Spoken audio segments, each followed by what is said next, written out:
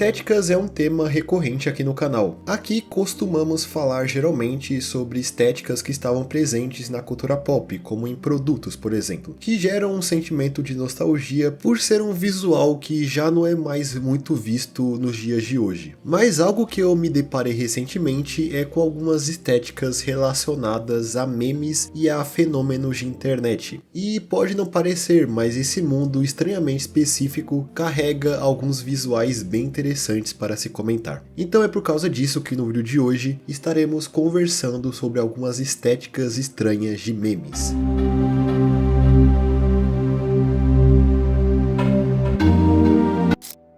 E já que estamos falando de estéticas, algo que é muito presente nesse universo é a moda e como as pessoas se vestem no geral. E hoje em dia é bastante importante se vestir com roupas de qualidade para enfrentar o dia a dia. E a Insider possui um grande catálogo feito para todos os gostos. Lá você pode encontrar desde camisetas, calças, moletons e muito mais. Sendo que a Insider fornece peças de alta qualidade e tecnologia. As camisetas da Insider possuem a tecnologia Tech Shirt, que passa na frente das camisetas de algodão por desamassar no corpo com mais facilidade. E a partir do dia 14 de outubro, a Insider está antecipando a Black November com a Black Insider, oferecendo os melhores preços do ano. A Insider também está oferecendo para o público do canal o cupom de desconto Semideus15, que durante essa promoção é acumulativo e pode te dar até 40% de desconto em peças da loja. Lembrando que os estoques são limitados, então não perca tempo e já garanta a sua nova peça da Insider. Muito obrigado à Insider por patrocinar esse vídeo e agora vamos a ele.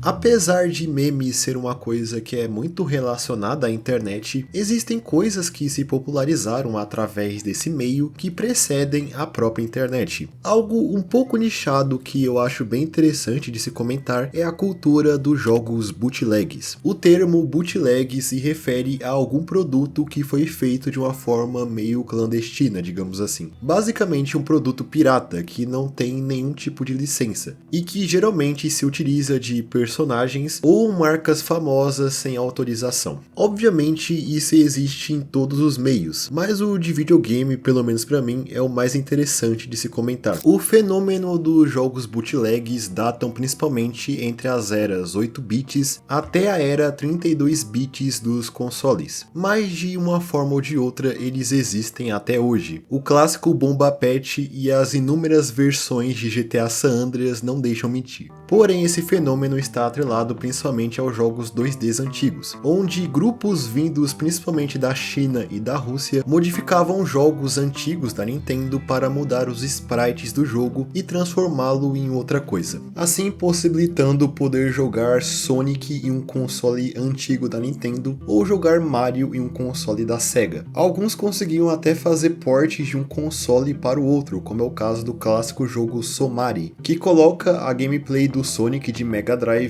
em um Nintendinho, mas ao invés de jogarmos com o Sonic, jogamos com o Mario, o que é bem esquisito. Porém o mais comum era apenas uma troca de sprite, como é o caso do grandioso Set Grandad, que ficou famoso por causa de uma reação de um streamer gringo chamado Varg Skeleton Joel, ao se deparar com essa obra de arte em uma das suas lives. Well, check it out. Granddad! Flintstones? Oh!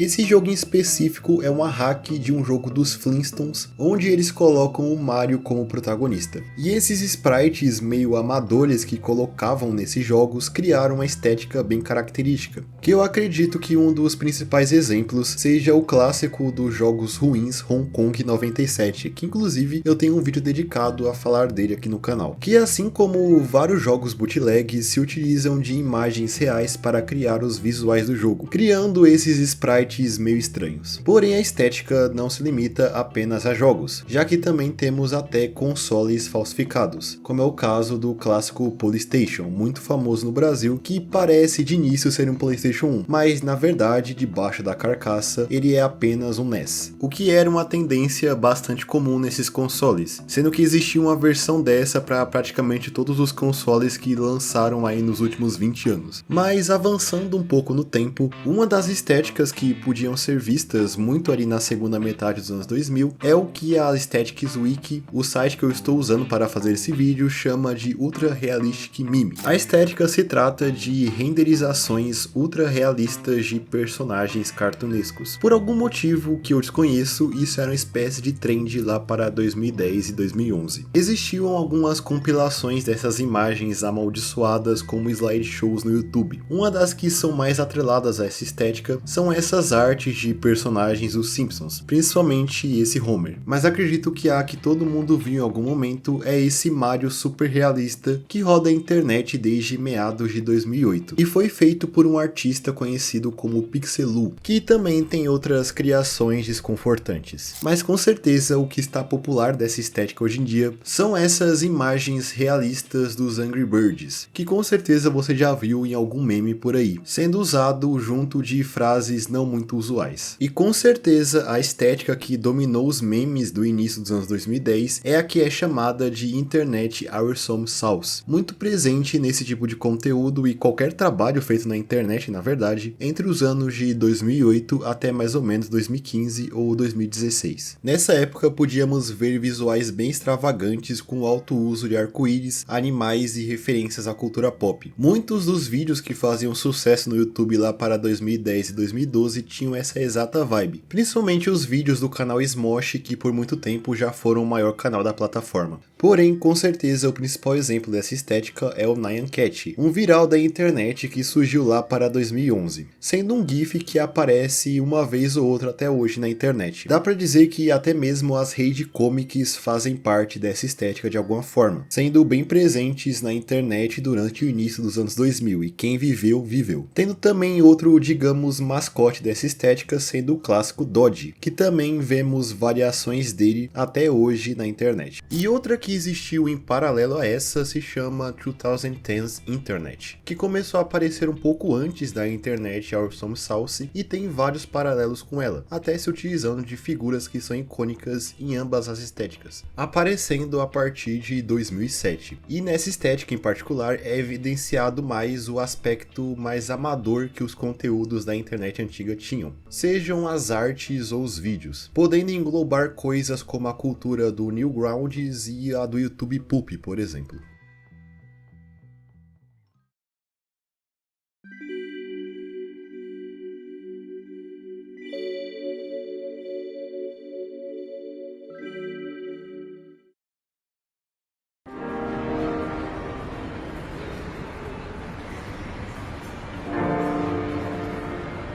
Mas uma das mais diferentes que eu encontrei nessa pesquisa, com certeza, é a que é chamada de Arabian Driftcore, que pelo nome você já deve imaginar que essa estética tem um visual bem específico. Ela se trata de imagens que parece que eram compartilhadas na internet árabe, e se trata de montagens colocando olhares femininos acima de carros fazendo drift no deserto. Isso mesmo que você ouviu, é apenas isso. Todas essas edições são a mesma coisa, um rosto de uma mulher no céu com um carro no solo fazendo drift. A criação da estética data de entre 2013 e 2014 e tem como um dos seus criadores o usuário Inason1, que possui uma conta no Deriva Art. E a partir de 2023 parece que a estética viralizou no TikTok, com pessoas tentando criar imagens semelhantes à da estética, até colocando celebridades ocidentais nessas edições. E essa estética em particular me lembra bastante a capa do jogo Smuggler's Run do PS2. Na verdade, a única diferença entre as imagens da estética e essa capa é que na capa tem um cara ao invés de uma mulher.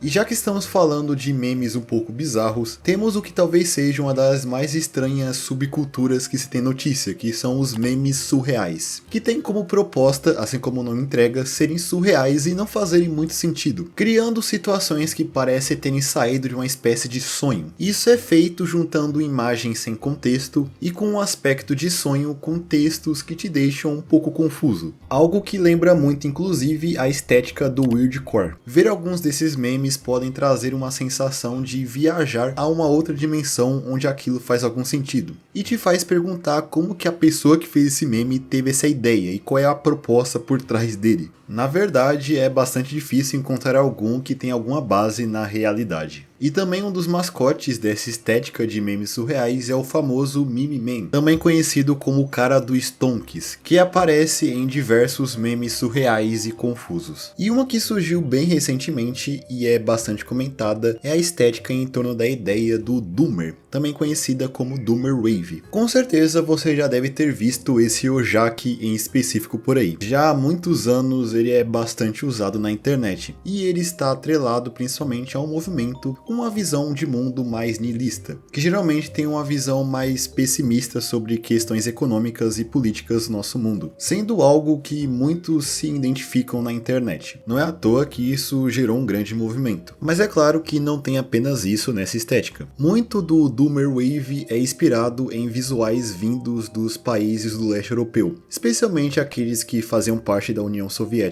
com imagens que passam uma atmosfera mais fria com um aspecto de lugar abandonado, também representando imagens e estruturas com uma arquitetura muito presente na União Soviética, o brutalismo. Mas o que eu acho mais interessante dentro dessa estética do Doomer Wave é a música, já que por aí no YouTube você pode encontrar diversas playlists que estão dentro dessa estética, que contém músicas oriundas do leste europeu, que tem uma vibe bem soturna, como é o caso das músicas da banda bielorrússia Mochat Doma. Muitas dessas músicas estão dentro da sonoridade Doomer Wave. Além disso, um dos gêneros que mais aparece nessa playlist é o post-punk, com trabalhos da banda Joy Division, por exemplo. Além da estética se utilizar de outros gêneros, como o synthwave e o shoegaze. Também tendo músicas de diversos outros gêneros que são deixadas mais lentas para passar essa vibe mais melancólica, tendo até playlists com músicas brasileiras, onde se pode encontrar diversos gêneros, como é o caso de bandas que fazem parte da cena pós-punk do Brasil, que surgiu lá nos anos 80, mas não teve nenhuma banda que realmente conseguiu chegar até o mainstream, tendo como exemplo bandas como Kafka, Cabine C e Arte no Escuro, que eu recomendo bastante que vocês conheçam.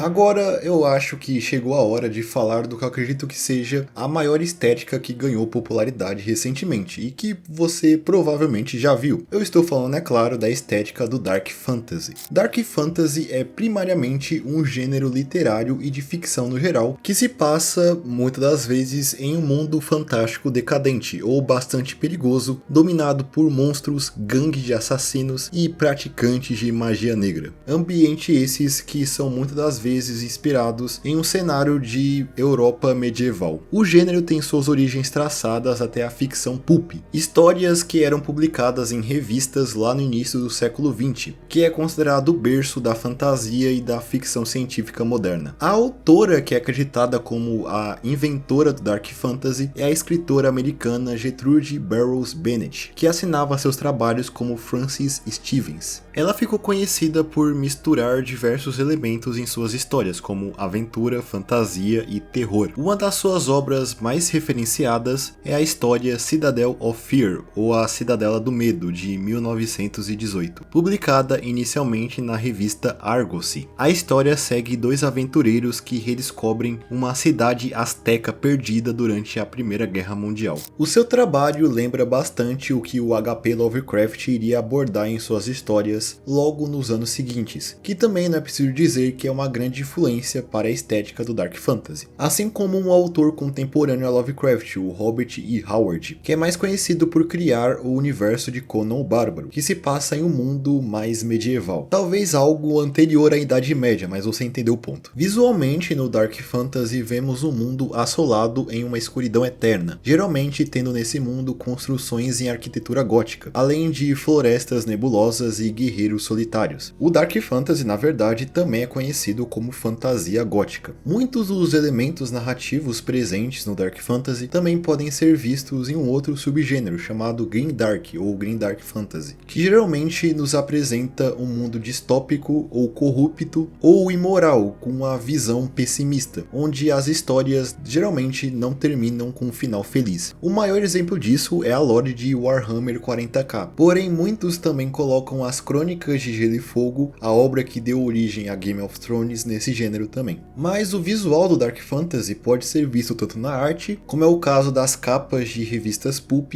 e também nos trabalhos do artista americano Frank Frazetta, que trabalhou bastante com a obra de Conan o Bárbaro, e tem um estilo bem reconhecível. Mas também vemos a estética, obviamente, em filmes, principalmente obras de fantasia lançadas entre os anos 70 e 80, como é o caso dos filmes A Lenda de 1985, Dark Crystal de 1982, História Sem Fim de 1984 e o filme do Conan do Schwarzenegger de 1982. E mais recentemente temos também o filme Labirinto do Fauno de 2010, que tem monstros que se encaixam muito bem nesse universo fantasioso mais sombrio. E além dos filmes, os animes também são muito mencionados dentro da estética, sendo mencionados animes como Vampire Hunter D, The Record of Lodoss War, Angel's Egg e, é claro, o mangá de Berserk, que talvez seja o melhor exemplo narrativo e visual do Dark Fantasy, pelo menos em quesito de obras populares. Mas o fato é que, pelo menos na indústria do entretenimento, o Dark Fantasy já não é mais tão visto como uma vez era. Essa já não é mais uma estética tão utilizada no cinema e na televisão, apesar de ainda existir alguns exemplos. Mas recentemente, como dito antes, a estética meio que deu uma viralizada nas redes sociais, muito por causa do advento das inteligências artificiais, já que muitas pessoas começaram a criar imagens se inspirando no Dark Fantasy, se utilizando de tropos muito presentes na estética, como cavaleiros, castelos góticos e etc. Muitos até reimaginam obras muito conhecidas dentro da estética do Dark Fantasy, como O Senhor dos Anéis, Minecraft, etc. E também, muito por causa dessa trend, hoje é possível ver muitas playlists com músicas Dark Fantasy por aí, e diga-se de passagem, elas são muito boas. Muitas das músicas do Dark Fantasy vêm de um estilo que eu já comentei algumas vezes aqui no canal, o famoso Dungeon Synth, que tem uma sonoridade próxima ao Black Metal, mas feito com sintetizadores na maioria das vezes, buscando uma sonoridade mais ambiente. Enfim, talvez a estética do Dark Fantasy seja uma das coisas mais interessantes que surgiram recentemente.